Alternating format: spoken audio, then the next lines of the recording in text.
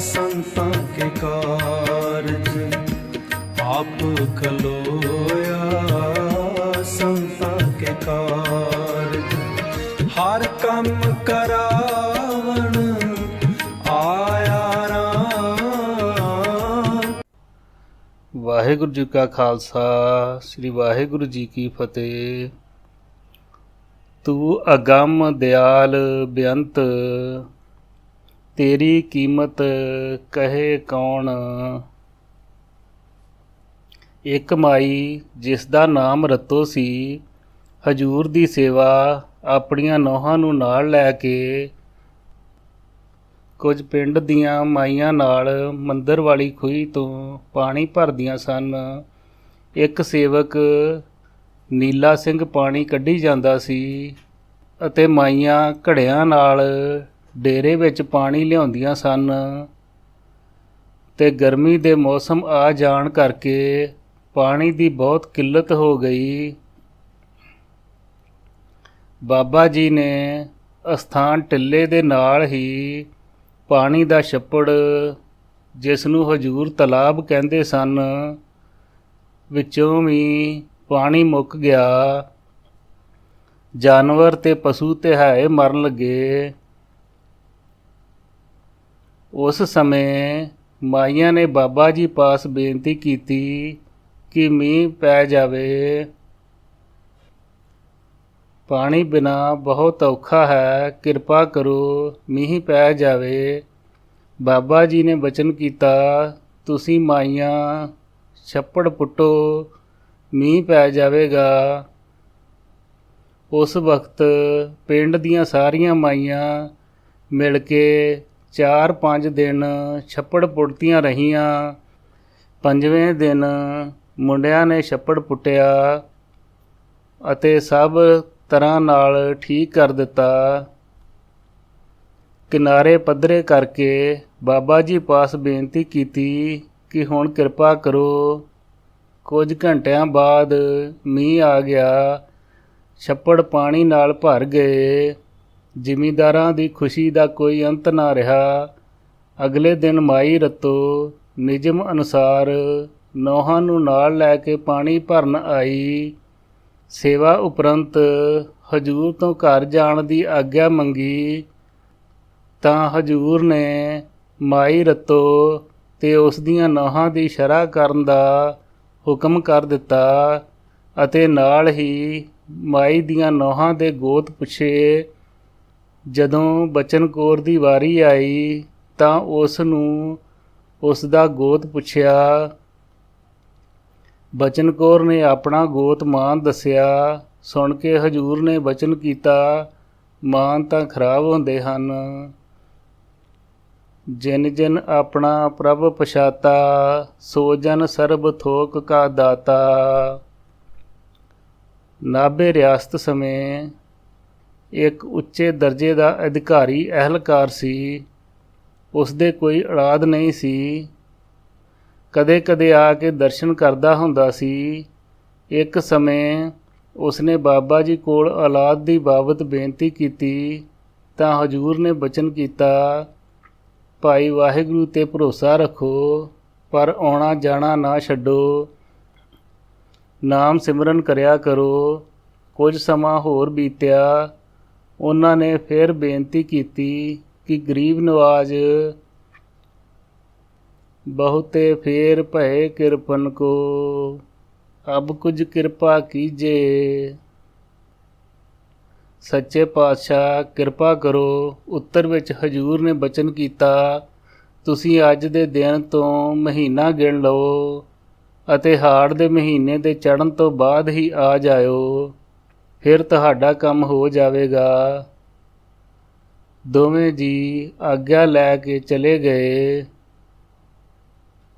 ਹਾੜ ਦਾ ਮਹੀਨਾ ਚੜ੍ਹਨ ਸਾਰ ਬਾਬਾ ਜੀ ਦੇ ਚਰਨਾਂ ਵਿੱਚ ਹੁਕਮ ਅਨੁਸਾਰ ਹਾਜ਼ਰ ਹੋ ਕੇ ਫਿਰ ਬੇਨਤੀ ਕੀਤੀ ਕਿ ਗਰੀਬ ਨਵਾਜ਼ ਹੁਣ ਕਿਰਪਾ ਕਰੋ। ਬੇਨਤੀ ਮੰਨ ਕੇ ਹਜੂਰ ਨੇ ਆਪਣੀ ਮਰਿਆਦਾ ਕਰਨੀ ਸ਼ੁਰੂ ਕਰ ਦਿੱਤੀ। ਹਜੂਰ ਨੇ ਹੁਕਮ ਦੇ ਕੇ ਦੋਹਾਂ ਜੀਆਂ ਨੂੰ ਪਹਿਲੇ ਨੰਗੇ ਪੈਰੀਂ ਧੁੱਪੇ ਖੜੇ ਕਰਕੇ ਹੁਕਮ ਕੀਤਾ, ਵਾਹਿਗੁਰੂ ਜਪੋ। ਕੁਝ ਚਿਰ ਉਪਰੰਤ ਉਸ ਦੀ ਘਰਵਾਲੀ, ਜਿਹੜਾ ਅੱਜ ਮੌਜੂਦਾ ਥੜਾ ਹੈ, ਅੰਮ੍ਰਿਤ ਵਾਲੀ ਕੋਠੀ ਦੇ ਪਾਸੇ, ਜਿਸ ਨੂੰ ਜਰਮਨ ਵਾਲਾ ਥੜਾ ਆਖਦੇ ਹਨ, ਹੁਣ ਪੱਕਾ ਬਣਿਆ ਹੈ, ਉਦੋਂ ਕੱਚਾ ਹੁੰਦਾ ਸੀ, ਇੱਥੇ ਪੈਣ ਦਾ ਹੁਕਮ ਹੋਇਆ। ਸਰਦਾਰ ਦੀ ਘਰਵਾਲੀ ਹੁਕਮ ਮੰਨ ਕੇ ਥੜੇ ਉੱਤੇ ਪੈ ਗਈ। ਪਹਿਲਾਂ ਸਿੱਧਾ ਪਾਸਾ ਲੈ ਕੇ ਪਈ, ਅਖੀਰ ਉੱਤੇ ਪੁੱਠੀ ਲੰਮੇ ਪੈ ਗਈ। ਉੱਪਰ ਟਿੱਲੇ ਉੱਤੇ ਖੜੇ ਬਾਬਾ ਜੀ ਦੇਖ ਰਹੇ ਸਨ। ਹਾੜ ਦਾ ਮਹੀਨਾ, ਜ਼ਮੀਨ ਪੂਰੀ ਤਰ੍ਹਾਂ ਤਪੀ ਹੋਈ ਸੀ।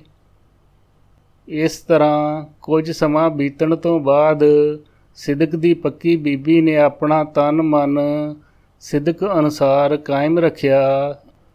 ਬਾਬਾ ਜੀ ਦੇ ਹੁਕਮ ਅਨੁਸਾਰ ਵਾਹਿਗੁਰੂ ਵਾਹਿਗੁਰੂ ਹੀ ਜਪਦੀ ਰਹੀ। ਕੋਲ ਟਿੱਲੇ ਉੱਤੇ ਖੜੇ ਬਾਬਾ ਜੀ ਦੇਖ ਰਹੇ ਸਨ। ਭਾਈ ਨੀਲਾ ਸਿੰਘ ਹੁਕਮ ਅਨੁਸਾਰ ਸਰਾ ਕਰਵਾ ਰਿਹਾ ਸੀ। ਵੇਖ ਕੇ ਨੀਲਾ ਸਿੰਘ ਨੇ ਬੇਨਤੀ ਕੀਤੀ ਕਿ ਮਹਾਰਾਜ, ਲੜਕੀ ਬਹੁਤ ਔਖੀ ਹੋ ਰਹੀ ਹੈ, ਗਰਮੀ ਵੀ ਅੱਤ ਦੀ ਹੈ, ਇਸ ਨੂੰ ਉਠਾ ਦਿਓ। ਸੁਣ ਕੇ ਹਜੂਰ ਨੇ ਬਚਨ ਕੀਤਾ, ਨੀਲਾ ਸਿੰਘ, ਇਸ ਨੂੰ ਪੁੱਤਰ ਦੀ ਲੋੜ ਹੈ, ਅਜੇ ਹੋਰ ਕੁਝ ਸਮਾਂ ਪਈ ਰਹਿਣ ਦੇ। ਉਪਰੰਤ ਨੀਲਾ ਸਿੰਘ ਨੇ ਬੇਨਤੀ ਕੀਤੀ ਕਿ ਮਹਾਰਾਜ, ਤੁਹਾਡੀਆਂ ਤੁਸੀਂ ਜਾਣੋ। ਉਪਰੰਤ ਬਾਬਾ ਜੀ ਨੇ ਉਸ ਬੀਬੀ ਨੂੰ ਉੱਠਣ ਦਾ ਹੁਕਮ ਕੀਤਾ। ਉੱਠਣ ਸਾਰ ਉਸ ਲੜਕੀ ਨੇ ਹਜੂਰ ਦੇ ਚਰਨਾਂ 'ਤੇ ਜਾ ਮੱਥਾ ਟੇਕਿਆ। ਫਿਰ ਬਾਬਾ ਜੀ ਨੇ ਬਚਨ ਕੀਤਾ ਕਿ ਬੀਬੀ, ਅੱਜ ਤਾਂ ਤੂੰ ਮਨ ਵਿੱਚ ਪੱਕਾ ਧਾਰ ਲਿਆ ਸੀ ਕਿ ਉੱਠਣਾ ਨਹੀਂ, ਜੋ ਮਰਜ਼ੀ ਹੋ ਜਾਏ। ਉਸ ਵੇਲੇ ਪਿਆਰਾ ਮੱਲ ਸੇਠ ਮਹੇਸ਼ਵਰੀ ਹਜੂਰ ਦੇ ਚਰਨਾਂ ਵਿੱਚ ਬੈਠਾ ਸੀ। ਬਾਬਾ ਜੀ ਨੇ ਪਿਆਰਾ ਮੱਲ ਦੀ ਪਿੱਠ 'ਤੇ ਹੱਥ ਰੱਖ ਕੇ ਬਚਨ ਕੀਤਾ, ਇਹ ਸਾਡਾ ਗੁਰੂ ਹੈ, ਇਸ ਅੱਗੇ ਵੀ ਬੇਨਤੀ ਕਰੋ। ਬਚਨ ਮੰਨ ਕੇ ਉਹਨਾਂ ਨੇ ਉਸ ਅੱਗੇ ਵੀ ਬੇਨਤੀ ਕੀਤੀ। ਬਾਬਾ ਜੀ ਦੇ ਹੁਕਮ ਅਨੁਸਾਰ ਪਿਆਰਾ ਮੱਲ ਮਹੇਸ਼ਵਰੀ ਨੇ ਵੀ ਬਚਨ ਕੀਤਾ ਕਿ 1 ਸਾਲ ਦੇ ਅੰਦਰ ਪੁੱਤਰ ਹੋ ਜਾਵੇਗਾ। ਉਪਰੰਤ ਹਜੂਰ ਨੇ ਬਚਨ ਕੀਤਾ ਕਿ ਸ਼ੁੱਧ ਹੈ। ਉਪਰੰਤ ਦੋਵੇਂ ਜੀ ਆਗਿਆ ਲੈ ਕੇ ਨਾਭੇ ਪਹੁੰਚ ਗਏ। 1 ਸਾਲ ਬਾਅਦ ਉਹਨਾਂ ਦੇ ਘਰ ਪੁੱਤਰ ਹੋਇਆ। ਉਪਰੰਤ ਦਰਸ਼ਨ ਕਰਕੇ ਖੁਸ਼ੀਆਂ ਲੈ ਕੇ ਵਾਪਸ ਨਾਭੇ ਪਹੁੰਚ ਗਏ। ਕਿਸੇ ਸਮੇਂ ਨਾਭੇ ਵਾਲਿਆਂ ਕੋਲ ਪਿਆਰਾ ਮੱਲ ਮਹੇਸ਼ਵਰੀ ਪਹੁੰਚ ਗਿਆ। ਉਸ ਸਰਦਾਰ ਨੇ ਬਾਬਾ ਜੀ ਦੇ ਹੁਕਮ ਅਨੁਸਾਰ ਗੁਰੂ ਜਾਣ ਕੇ ਬੜੀ ਸੇਵਾ ਕੀਤੀ। ਤੁਰਨ ਸਮੇਂ ਪਿਆਰੇ ਮੱਲ ਨੂੰ ਕੀਮਤੀ ਵਸਤਰ ਅਤੇ ਕੁਝ ਮਾਇਆ ਵੀ ਦਿੱਤੀ। ਪੁੱਛੋ ਆਉਣ ਉਪਰੰਤ ਪਿਆਰਾ ਮੱਲ ਨੇ ਨਾਭੇ ਵਾਲਿਆਂ ਵਾਲੇ ਕੱਪੜੇ ਵੇਚ ਦਿੱਤੇ। ਬਾਬਾ ਜੀ ਅੰਤਰਜਾਮੀ ਸਭ ਜਾਣ ਗਏ। ਹਜੂਰ ਨੇ ਮੁਨਸੀ ਤੋਂ ਚਿੱਠੀ ਪਵਾ ਕੇ ਨਾਭੇ ਵਾਲਿਆਂ ਨੂੰ ਸੱਦ ਕੇ ਬਚਨ ਕੀਤਾ, ਸਾਡਾ ਗੁਰੂ ਨਾਨਕ ਹੀ ਹੈ, ਹੋਰ ਕੋਈ ਨਹੀਂ। ਤੁਸੀਂ ਕਿਸੇ ਨੂੰ ਵੀ ਸਾਡਾ ਕੁਝ ਮੰਨ ਕੇ ਚੀਜ਼ ਨਹੀਂ ਦੇਣੀ। ਅੱਗੇ ਦੋਹਾਂ ਨੇ 7 ਬਚਨ ਕਹਿ ਕੇ ਗਲਤੀ ਮੰਨ ਕੇ ਮਾਫੀ ਲੈ ਲਈ। ਅੱਗੇ ਤੋਂ ਐਸੀ ਗਲਤੀ ਨਹੀਂ ਕਰਾਂਗੇ। ਉਪਰੰਤ ਆਗਿਆ ਲੈ ਕੇ ਨਾਭੇ ਚਲੇ ਗਏ। ਆਪਣੀ ਕਿਰਪਾ ਜਿਸ ਆਪ ਕਰੇ, ਨਾਨਕ ਸੋ ਸੇਵਕ ਗੁਰ ਕੀ ਮਤ ਲੇ। ਭਾਈ ਹਰਦੇਤ ਸਿੰਘ, ਭੰਗਾ ਸਿੰਘ ਸਕੇ ਭਰਾ ਬਾਬਾ ਜੀ ਦੇ ਰੂਮੀ ਰਹਿਣ ਸਮੇਂ ਵੀ ਸੇਵਾ ਕਰਦੇ ਸਨ। ਫਿਰ ਭੁੱਚੋ ਕਲਾਂ ਵਿੱਚ ਬਾਬਾ ਜੀ ਦੇ ਆਉਣ ਉਪਰੰਤ ਸੇਵਾ ਕਰਦੇ ਹੁੰਦੇ ਸਨ। ਬਾਬਾ ਜੀ ਨੇ ਭੁੱਚੋ ਆਉਣ ਤੋਂ ਬਾਅਦ ਸੇਮੇ ਪਿੰਡ ਤੋਂ ਦੁੱਧ ਇਕੱਠਾ ਕਰਕੇ ਲੈ ਆਉਣ ਦੀ ਸੇਵਾ ਇਹਨਾਂ ਨੂੰ ਦੇ ਦਿੱਤੀ ਸੀ। ਹੁਕਮ ਅਨੁਸਾਰ ਦੋਵੇਂ ਰਲ ਕੇ ਸੇਵਾ ਕਰਦੇ ਸਨ। ਇੱਕ ਦਿਨ ਦੁੱਧ ਲੈ ਕੇ ਦੋਵੇਂ ਭਰਾ ਬਾਬਾ ਜੀ ਪਾਸ ਆ ਰਹੇ ਸਨ। ਰਸਤੇ ਵਿੱਚ ਇੱਕ ਛੋਟਾ ਜਿਹਾ ਨਹਿਰੀ ਸੂਆ ਪੈਂਦਾ ਸੀ। ਉਥੋਂ ਦੀ ਰੋਜ਼ ਦੀ ਤਰ੍ਹਾਂ ਅੱਗੇ ਵੀ ਲੰਘਦੇ ਸਨ ਤੇ ਅੱਜ ਵੀ ਲੰਘਣ ਲੱਗੇ। ਸੂਏ ਉੱਤੇ ਪੁਲ ਨਾ ਹੋਣ ਕਰਕੇ ਵਿੱਚੋਂ ਦੀ ਲੰਘਣ ਲੱਗੇ ਅਤੇ ਭਾਈ ਹਰਦਿੱਤ ਸਿੰਘ ਦੇ ਸਿਰ ਉੱਤੇ ਦੁੱਧ ਵਾਲਾ ਬਰਤਨ ਸੀ। ਹਰਦਿੱਤ ਸਿੰਘ ਦਾ ਪੈਰ ਸੂਏ ਵਿੱਚ ਤਿਲਕ ਜਾਣ ਕਰਕੇ ਆਪ ਪਾਣੀ ਵਿੱਚ ਡਿੱਗ ਪਿਆ।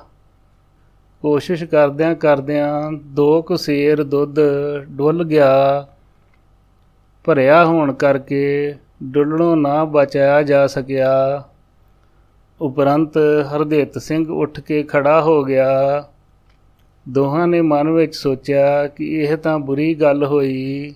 ਭੰਗਾ ਸਿੰਘ ਨੇ ਹਰਦਿੱਤ ਸਿੰਘ ਨੂੰ ਸਲਾਹ ਦਿੱਤੀ ਕਿ ਜਿਤਨਾ ਦੁੱਧ ਡੁੱਲਿਆ ਹੈ ਓਨਾ ਹੀ ਪਾਣੀ ਪਾ ਲਈਏ। ਭਾਈ ਹਰਦਿੱਤ ਸਿੰਘ ਨੇ ਕਿਹਾ, ਆਪਾਂ ਇਸ ਤਰ੍ਹਾਂ ਨਾ ਕਰੀਏ। ਭੰਗਾ ਸਿੰਘ ਨੇ ਕਿਹਾ ਕਿ ਇੱਕ ਤਾਂ ਜਦੋਂ ਸਿਰ 'ਤੇ ਰੱਖ ਕੇ ਤੁਰਾਂਗੇ ਤਾਂ ਭਾਂਡਾ ਛਲਕ ਕੇ ਦੁੱਧ ਹੋਰ ਵੀ ਡੁੱਲੇਗਾ ਅਤੇ ਨਹਿਰ ਦਾ ਪਾਣੀ ਸੁੱਚਾ ਹੁੰਦਾ ਹੈ।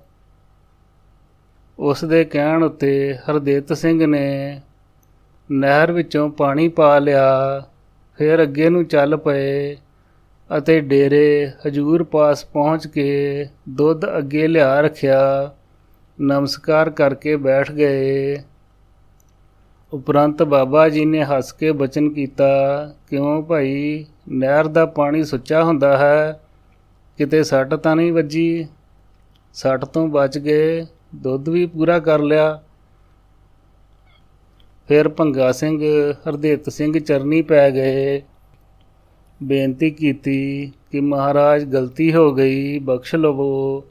ਉਪਰੰਤ ਭਾਈ ਹਰਦਿੱਤ ਸਿੰਘ ਨੇ ਬੇਨਤੀ ਕੀਤੀ, ਮਹਾਰਾਜ ਮੈਂ ਭੰਗਾ ਸਿੰਘ ਦੇ ਕਹਿਣ ਉੱਤੇ ਪਾਣੀ ਪਾਇਆ ਹੈ ਜੀ, ਬਖਸ਼ ਲਵੋ। ਉਪਰੰਤ ਬਾਬਾ ਜੀ ਨੇ ਬਚਨ ਕੀਤਾ, ਕੋਈ ਚੀਜ਼ ਲੈ ਕੇ ਆਓ, ਜਿਤਨੀ ਹੋਵੇ ਉਤਨੀ ਹੀ ਠੀਕ ਹੈ। ਰਸਤੇ ਵਿੱਚ ਕੁਝ ਹੋ ਜਾਏ ਇਸ ਤਰ੍ਹਾਂ ਨਹੀਂ ਕਰਨਾ। ਨਾਲੇ ਜਿਹੜਾ ਤੁਹਾਨੂੰ ਸਿਮਰਨ ਜਾਪ ਦੱਸਿਆ ਸੀ ਤੁਸੀਂ ਉਹ ਵੀ ਨਹੀਂ ਕਰ ਰਹੇ, ਤਾਂ ਹੀ ਪੈਰ ਤਿਲਕਿਆ। ਸਿਮਰਨ ਨਹੀਂ ਛੱਡਣਾ, ਅੱਗੇ ਤੋਂ ਯਾਦ ਰੱਖੋ। ਅੱਗੇ ਵਾਸਤੇ ਪ੍ਰਣ ਲੈ ਕੇ ਸੇਵਾ ਬਖਸ਼ੀ। ਸਿਮਰੋ ਸਿਮਰੋ ਸਾਸ ਸਾਸ, ਮਤ ਬਿਲਮ ਕਰੇ। ਇਸ ਤਰ੍ਹਾਂ ਉਪਦੇਸ਼ ਬਖਸ਼ ਕੇ ਸੇਵਾ ਵਿੱਚ ਲਗਾ ਦਿੱਤੇ। ਪਸ਼ੂ ਪ੍ਰੇਤ ਮੁਗਧ ਕੋ ਤਾਰੇ, ਪਾਹਨ ਪਾਰ ਉਤਾਰੇ। ਇੱਕ ਮਾਈ ਜਿਸ ਦਾ ਨਾਮ ਅਤਰ ਕੌਰ ਸੀ, ਬਾਬਾ ਜੀ ਦੀ ਸੇਵਾ ਨੇਮ ਅਨੁਸਾਰ ਕਰਦੀ ਹੁੰਦੀ ਸੀ। ਇਸ ਮਾਈ ਦੀ ਲੜਕੀ ਜਿਸ ਦਾ ਨਾਮ ਧੰਨੋ ਸੀ, ਫੂਸ ਮੰਡੀ ਵਿਆਹੀ ਹੋਈ ਸੀ। ਕਿਸੇ ਗੱਲੋਂ ਸਹੁਰੇ ਘਰ ਨਾਲ ਉਸ ਦਾ ਝਗੜਾ ਹੋ ਜਾਣ 'ਤੇ ਉਹ ਸੇਮੇ ਆ ਗਈ। ਮਨ ਵਿੱਚ ਗੁੱਸਾ ਹੋਣ ਕਰਕੇ ਆਪਣੇ ਆਪ ਨੂੰ ਕਾਬੂ ਨਾ ਰੱਖ ਸਕੀ। ਉਸਨੇ ਸੇਮੇ ਹੀ ਫਾਹਾ ਲੈ ਲਿਆ ਅਤੇ ਮਰ ਗਈ। ਉਪਰੰਤ ਮਾਈ ਅਤਰ ਕੌਰ ਬਹੁਤ ਰੋਇਆ ਕਰੇ। ਰੋਂਦੀ ਰੋਂਦੀ ਕਈ ਵਾਰ ਬਾਬਾ ਜੀ ਦੀ ਸੇਵਾ ਵੀ ਕਰਨੀ ਅਤੇ ਕਹਿਣਾ, ਮੈਨੂੰ ਮੇਰੀ ਧੀ ਵਿਖਾ ਦਿਓ।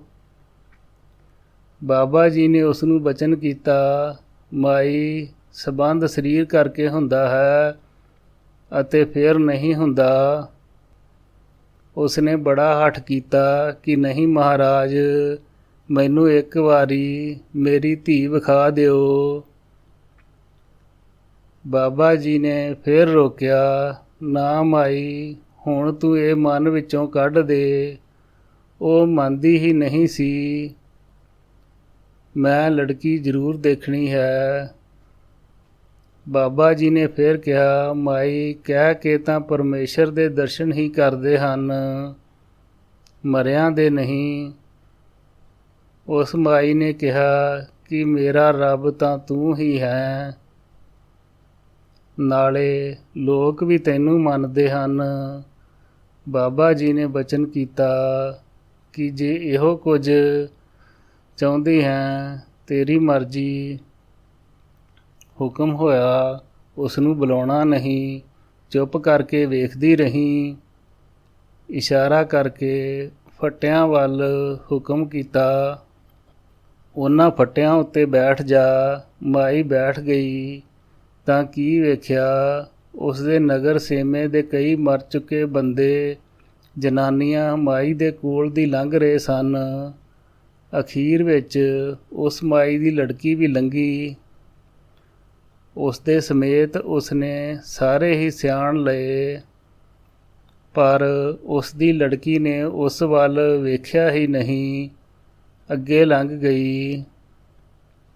ਉਪਰੰਤ ਮਾਈ ਨੂੰ ਉੱਠਣ ਦਾ ਹੁਕਮ ਹੋਇਆ। ਮਾਈ ਅਤਰੋ ਨੇ ਉੱਠਣ ਸਾਰ ਹੀ ਬਾਬਾ ਜੀ ਦੇ ਚਰਨਾਂ 'ਤੇ ਮੱਥਾ ਟੇਕਿਆ ਅਤੇ ਪੁੱਛਿਆ ਕਿ ਮਹਾਰਾਜ, ਮਰੇ ਹੋਏ ਮੇਰੇ ਕੋਲੋਂ ਦੀ ਲੰਘੇ ਹਨ, ਪਹਿਲਾਂ ਵੀ ਮੈਨੂੰ ਨਹੀਂ ਦਿਸਦੇ ਸਨ ਅਤੇ ਹੁਣ ਵੀ ਨਹੀਂ ਦਿਸਦੇ, ਮੈਨੂੰ ਸਮਝ ਨਹੀਂ ਆਈ। ਬਾਬਾ ਜੀ ਨੇ ਬਚਨ ਕੀਤਾ ਕਿ ਪਰਮੇਸ਼ਰ ਦੇ ਨਾਮ ਸਿਮਰਨ ਅਤੇ ਸੇਵਾ ਤੋਂ ਬਿਨਾਂ ਸਭ ਲੋਕ ਅਸਲ ਵਿੱਚ ਮੁਰਦੇ ਹੀ ਹਨ, ਸਰੀਰ ਦੇ ਹੁੰਦਿਆਂ ਵੀ ਅਤੇ ਸਰੀਰ ਤੋਂ ਬਾਅਦ ਵੀ। ਮਾਈ ਨੇ ਫਿਰ ਪੁੱਛਿਆ, ਇਹਨਾਂ ਦਾ ਭਲਾ ਕਿਵੇਂ ਹੋਵੇ ਜੀ? ਹਜ਼ੂਰ ਨੇ ਬਚਨ ਕੀਤਾ ਕਿ ਮਾਈ, ਤੂੰ ਸੇਵਾ ਕਰੀ ਚੱਲ। ਜਿਹੜਾ ਸਮਾਂ ਆਪਣੀ ਧੀ ਨੂੰ ਰੋਣ ਉੱਤੇ ਲਾਉਣਾ ਹੈ, ਉਹ ਸਮਾਂ ਵਾਹਿਗੁਰੂ ਵਾਹਿਗੁਰੂ ਕਰਿਆ ਕਰ, ਸਰਬੱਤ ਦਾ ਭਲਾ ਹੋ ਜਾਵੇਗਾ। ਮਾਈ ਨੇ ਸਤਿਵਚਨ ਕਰ ਨਮਸਕਾਰ ਕੀਤੀ। ਇਹ ਪ੍ਰਸੰਗ ਮਾਈ ਰੂਪ ਕੌਰ ਪਾਸੋਂ ਮਿਲਿਆ ਹੈ। ਜਿਸ ਕਾ ਸਾ ਤਿਨ ਕਿਰਪਾ ਧਾਰੀ, ਸਾਧ ਸੰਗ ਜਪ ਨਾਮ ਮੁਰਾਰੀ। ਸੇਵਾ ਸਿਮਰਨ ਕਰਨ ਨਾਲ ਦੁੱਖ ਨਿਵਰਤ ਹੁੰਦੇ ਹਨ ਅਤੇ ਅੱਗੋਂ ਗੁਰੂ ਕਿਰਪਾ ਨਾਲ ਸੇਵਾ ਕਰਨ ਦਾ ਉਤਸ਼ਾਹ ਮਿਲਦਾ ਹੈ। ਭਾਈ ਨੀਲਾ ਸਿੰਘ, ਜਿਨ੍ਹਾਂ ਦਾ ਪ੍ਰਸੰਗ ਪਿਛਲੇ ਹਿੱਸੇ ਵਿੱਚ ਆ ਚੁੱਕਾ ਹੈ, ਇੱਕ ਵਾਰ ਇਹ ਆਪਣੇ ਪਿੰਡ ਬੀਬੀ ਵਾਲੇ ਤੋਂ ਨੇਮ ਅਨੁਸਾਰ ਦੁੱਧ ਲੈ ਕੇ ਆ ਰਿਹਾ ਸੀ। ਸਿਰ ਉੱਤੇ ਦੁੱਧ ਵਾਲਾ ਬਰਤਨ ਸੀ। ਰਸਤੇ ਵਿੱਚ ਤੁਰਨ ਸਮੇਂ ਪੈਰ ਵਿੱਚ ਸੂਲ ਇਤਨੇ ਜ਼ੋਰ ਦੀ ਵੱਜੀ, ਜਿਸ ਦੀ ਪੀੜ ਨਾਲ ਨੀਲਾ ਸਿੰਘ ਦੀ ਗੋਡੀ ਲੱਗ ਗਈ। ਦੁੱਧ ਤਾਂ ਡੁੱਲਣੋਂ ਬਚ ਗਿਆ। ਮਨ ਵਿੱਚ ਖਿਆਲ ਆਇਆ ਕਿ ਡੋਣਾ ਭਰਿਆ ਸੀ, ਸੇਵਾ ਵਿੱਚ ਜਾ ਰਹੇ ਸਾਂ, 2 ਰੁਪਏ ਦਾ ਦੁੱਧ ਡੁੱਲ ਜਾਣਾ ਸੀ, ਨਾਲੇ ਪੈਰ ਵਿੱਚ ਸੂਲ ਵੱਜੀ। ਉਪਰੰਤ ਨੀਲਾ ਸਿੰਘ ਸੇਵਾ ਵਿੱਚ ਹਾਜ਼ਰ ਹੋਇਆ। ਜਿਸ ਸਮੇਂ ਦੁੱਧ ਚਰਨਾਂ ਵਿੱਚ ਰੱਖ ਕੇ ਮੱਥਾ ਟੇਕਿਆ, ਬਾਬਾ ਜੀ ਨੇ ਹੱਸਦੇ ਹੋਏ ਬਚਨ ਕੀਤਾ, ਆਹ ਫੜ 2 ਰੁਪਏ ਦੁੱਧ ਦੇ, ਅਤੇ ਜਿਹੜੇ ਤੇਰੀ ਸੂਲ ਵੱਜੀ ਹੈ, ਕਿਸੇ ਜਨਮ ਦੀ ਸੂਲੀ ਭਾਵ ਫਾਂਸੀ ਸੀ ਜੋ ਕੱਟੀ ਗਈ। ਬਚਨ ਸੁਣ ਕੇ ਨੀਲਾ ਸਿੰਘ ਨੇ ਨਮਸਕਾਰ ਕੀਤੀ, ਅੱਗੇ ਵਾਸਤੇ ਖਿਮਾ ਮੰਗੀ ਅਤੇ ਨਾਲ ਹੀ ਸਾਰੀ ਉਮਰ ਵਾਸਤੇ ਸੇਵਾ ਮੰਗ ਲਈ। ਹਜ਼ੂਰ ਨੇ ਸ਼ੁੱਧ ਹੈ ਕਹਿ ਕੇ ਪ੍ਰਵਾਨਗੀ ਦੇ ਦਿੱਤੀ। ਫਿਰ ਐਸੀ ਮਗਨ ਹੋ ਕੇ ਸੇਵਾ ਕੀਤੀ, ਮੁੜ ਕੇ ਪਿੰਡ ਨਹੀਂ ਗਿਆ। ਆਪਣੀ ਜ਼ਮੀਨ ਦਾ ਹਿੱਸਾ ਠੇਕੇ ਦੇ ਕੇ ਉਸ ਵਿੱਚੋਂ ਆਪਣੇ ਲਈ ਕੱਪੜੇ ਅਤੇ ਲੋੜ ਅਨੁਸਾਰ ਘਿਓ ਵੀ ਮੰਗ ਕੇ ਲੈ ਆਉਂਦਾ ਸੀ। ਬਾਬਾ ਜੀ ਦੇ ਲੰਗਰ ਵਿੱਚੋਂ ਸਿਰਫ ਪ੍ਰਸ਼ਾਦਾ ਹੀ ਛਕਦਾ ਹੁੰਦਾ ਸੀ। ਜਿਹੜਾ ਪਾਣੀ ਡੇਰੇ ਸਭ ਥਾਂ ਵਰਤਣ ਲਈ ਆਉਂਦਾ, ਉਹ ਸਾਰਾ ਪਾਣੀ ਨੀਲਾ ਸਿੰਘ ਹੀ ਖੂਹ ਤੋਂ ਡੋਲ ਨਾਲ ਆਪਣੇ ਰੱਸਾ ਪਾ ਕੇ ਪਾਣੀ ਖਿੱਚਦਾ ਹੁੰਦਾ ਸੀ। ਪਾਣੀ ਦੀ ਇਹ ਸੇਵਾ ਕਰਕੇ ਉਮਰ ਬਾਬਾ ਜੀ ਦੇ ਲੇਖੇ ਲਾਈ। ਗੁਰਬਾਣੀ ਦਾ ਇਹ ਹੁਕਮ ਇਸ ਨੇ ਤਨ ਮਨ ਧਨ ਨਾਲ ਸੇਵਾ ਕਮਾ ਕੇ ਪੂਰਾ ਕੀਤਾ। ਪਾਣੀ ਪੱਖਾ ਪੀਸ ਦਾਸ ਕੈ, ਤਬ ਹੋਏ ਨਿਹਾਲ, ਰਾਜ ਮਿਲਖ ਸਿਕਦਾਰੀਆਂ, ਅਗਨ ਮਹਿ ਜਾਲ। ਸੰਤ ਜਨਾ ਕਾ ਛੋਹਰਾ, ਤਿਨ ਚਰਨੀ ਲਾਗ। ਮਾਇਆ ਧਾਰੀ ਛਤਰਪਤ ਤਿਨ ਛੋਡੋ ਤਿਆਗ। ਰਹਾਉ ਸੰਤਨ ਕਾ ਦਾਨਾ ਰੂਖਾ ਸੋ ਸਰਬ ਨਿਧਾਨ। ਗ੍ਰਹਿ ਸਾਕਤ ਛਤੀ ਪ੍ਰਕਾਰ ਤੇ ਬਿਖੂ ਸਮਾਨ। ਭਗਤ ਜਨਾ ਕਾ ਲੂੰਗਰਾ ਓੜ ਨਗਨ ਨਾ ਹੋਏ। ਸਾਕਤ ਸਿਰ ਪਉ ਰੇਸ਼ਮੀ ਪਹਿਰਤ ਪਤ ਖੋਈ। ਸਾਕਤ ਸਿਉ ਮੁਖ ਜੋਰੀਐ ਅਧ ਵਿੱਚੋਂ ਟੂਟੇ। ਹਰ ਜਨ ਕੀ ਸੇਵਾ ਜੋ ਕਰੇ ਇਤ ਉਤਹਿ ਛੂਟੇ। ਇਹ ਪ੍ਰਸੰਗ ਮਾਈ ਰੂਪ ਕੌਰ ਤੋਂ ਮਿਲਿਆ ਹੈ। ਪਿੰਡ ਮਹਿਣੀਆਂ ਤੋਂ ਮਾਈ ਜਿਸ ਦਾ ਨਾਮ ਜੈ ਕੌਰ ਸੀ, ਇਹ ਵੀ ਬਾਬਾ ਜੀ ਦੇ ਦਰਸ਼ਨ ਅਤੇ ਸੇਵਾ ਕਰਦੀ ਸੀ। ਪਰ ਇਸ ਦਾ ਸੁਭਾਅ ਬਹੁਤ ਹੀ ਗੁਰਮੁਖ ਸੀ।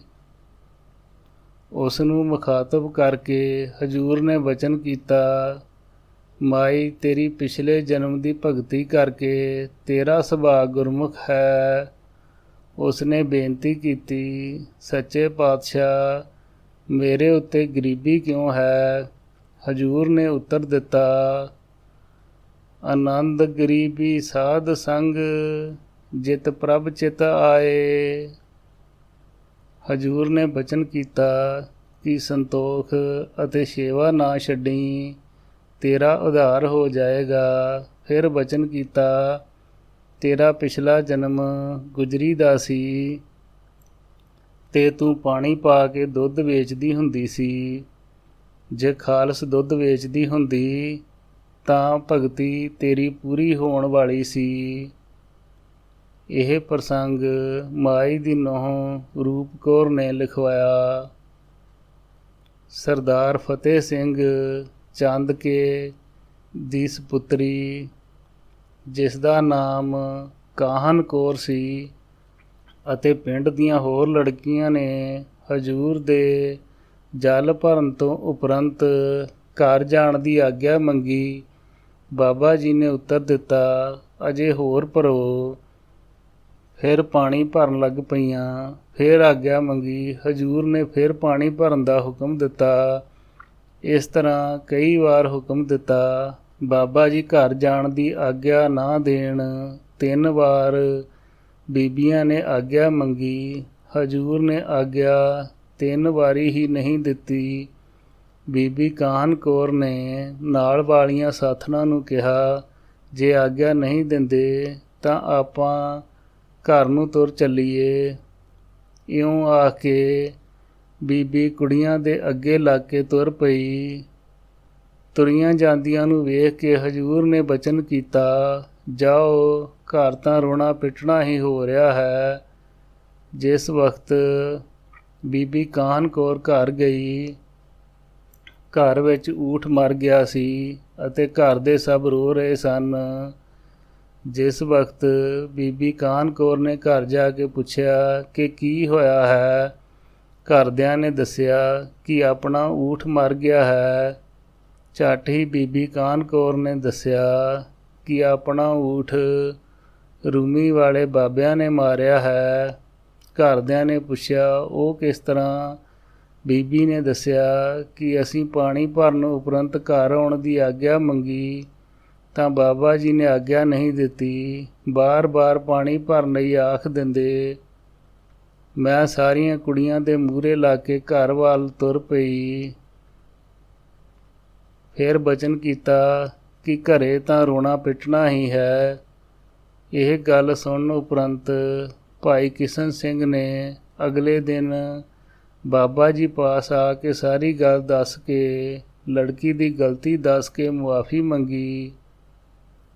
ਅੱਗੋਂ ਹਜ਼ੂਰ ਨੇ ਬਚਨ ਕੀਤਾ ਕਿ ਕਿਸ਼ਨ ਸਿੰਘ ਮਾਰੇ ਰਾਖੇ ਏਕੋ ਆਪ, ਮਾਨਕ ਕਹਿ ਕਿਛ ਨਾਹੀ ਹਾਥ। ਕਿਸ਼ਨ ਬੇਫਿਕਰ ਹੋ ਕੇ ਘਰ ਚਲਿਆ ਜਾ। ਇਹ ਸਾਖੀ ਚੰਦ ਸਿੰਘ ਸਪੁੱਤਰ ਕਿਸ਼ਨ ਸਿੰਘ ਨੇ ਲਿਖਾਈ। ਤਾਪ ਲਾਹਿਆ ਗੁਰ ਸਿਰਜਣਹਾਰ, ਜਿਤਨਾ ਸਮਾਂ ਭੁੱਚੋ ਵਾਲੇ ਮਹਾਰਾਜ ਸਰੀਰ ਕਰਕੇ ਸੰਸਾਰ ਵਿੱਚ ਰਹੇ, ਬਾਬਾ ਆਨੰਦ ਸਿੰਘ ਜੀ ਨੇ ਹਰ ਕੰਮ ਵਿੱਚ ਉਹਨਾਂ ਨੂੰ ਹੀ ਮੁੱਖ ਰੱਖਿਆ। ਕਿਸੇ ਦੁੱਖ ਵੇਲੇ ਕਿਸੇ ਸੇਵਕ ਨੇ ਬੇਨਤੀ ਕਰਨੀ, ਬਾਬਾ ਆਨੰਦ ਸਿੰਘ ਜੀ ਨੇ ਹੁਕਮ ਦੇ ਕੇ ਭੁੱਚੋ ਭੇਜ ਦੇਣਾ।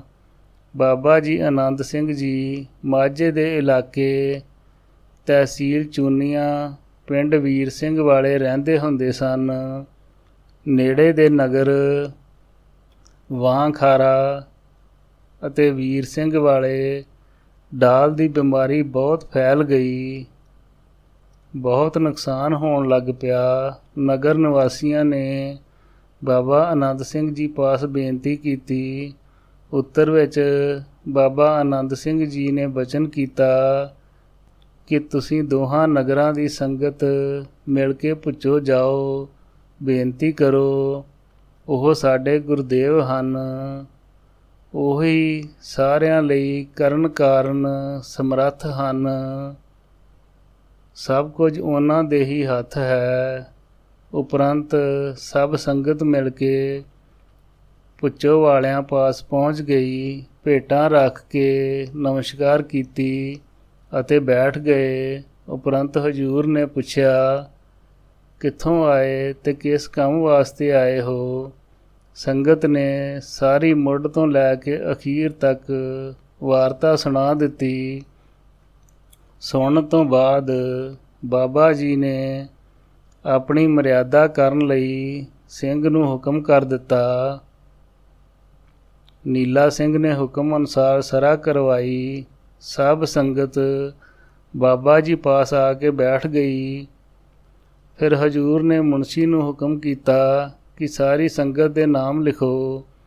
ਸਭ ਦਾ ਨਾਂ ਲਿਖਣ ਉਪਰੰਤ ਹੁਕਮ ਹੋਇਆ, ਆਪਣੇ ਮਾਤਾ ਪਿਤਾ, ਨਾਨਾ ਨਾਨੀ, ਮਾਸੀ ਮਾਸੜ, ਨਾਨਕੇ ਦਾਦਕੇ, ਆਂਢੀ ਗੁਆਂਢੀ, ਕੋਈ ਕਿਸੇ ਦਾ ਨਾਮ ਲਿਖਣ ਵੱਲੋਂ ਰਹਿ ਨਾ ਜਾਵੇ। ਇਸ ਤੋਂ ਉਪਰੰਤ ਕਈਆਂ ਨੂੰ ਵੱਡ ਵਡੇਰਿਆਂ ਦੇ ਨਾਮ ਯਾਦ ਨਹੀਂ ਸਨ, ਤਾਂ ਬਾਬਾ ਜੀ ਆਪਣੇ ਅਨੁਭਵ ਅਨੁਸਾਰ ਲਿਖਾਈ ਗਏ। ਕਈ ਨਵੇਂ ਸੰਗੀ ਹੈਰਾਨ ਵੀ ਹੋ ਗਏ।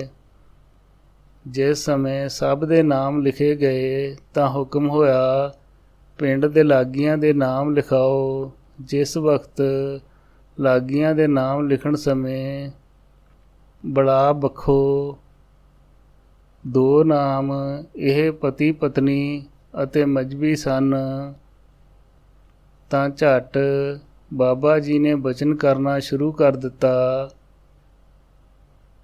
ਬੱਲਿਆ ਬੱਖੋ ਨੂੰ ਸਮਝਾ, ਬੱਖੋ ਪੈ ਗਈ ਭੈੜੇ ਰਾਹ।